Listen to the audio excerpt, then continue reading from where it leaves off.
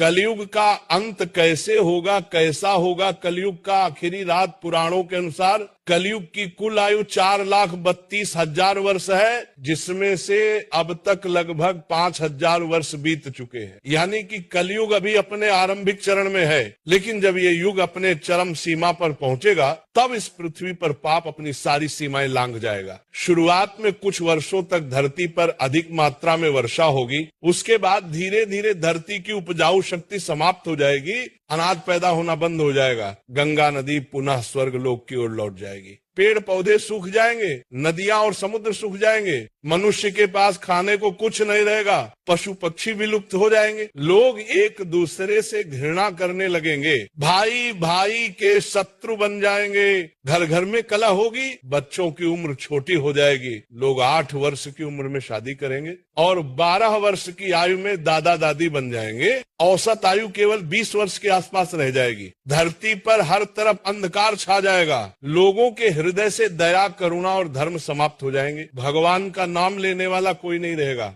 हरि कीर्तन और भजन बंद हो जाएंगे, साधु संतों की हत्या की जाएगी। जब कलयुग अपनी अंतिम सीमा पर पहुंचेगा तब आकाश में 12 सूर्य दिखाई देंगे, उनकी गर्मी इतनी प्रचंड होगी कि धरती पर मौजूद सारा जल वाष्पित हो जाएगा, समुद्र सूख जाएंगे, नदियां गायब हो जाएंगी, उस समय मनुष्य की बुद्धि पूरी तरह नष्ट हो जाएगी, लोग एक दूसरे के मांस खाने लगेंगे, मानव मांस की मंडियां लगेंगी, धरती पर केवल पाप, अधर्म और हिंसा का राज्य होगा। और जब इस पाप की सीमा पूरी हो जाएगी तब भगवान विष्णु कल की अवतार के रूप में पृथ्वी पर अवतरित होंगे। वह अपने दिव्य रूप में सिर्फ 3 दिनों में सभी पापियों का विनाश करेंगे। इसके बाद धर्म की पुनः स्थापना होगी, सतयुग की शुरुआत होगी, धरती फिर से पवित्र और सुंदर बनेगी। लेकिन पुराणों में एक और गहरा संदेश छुपा है। कलयुग में केवल एक ही मार्ग है मुक्ति का, और वह है हरि नाम, हरि भजन और हरि कीर्तन।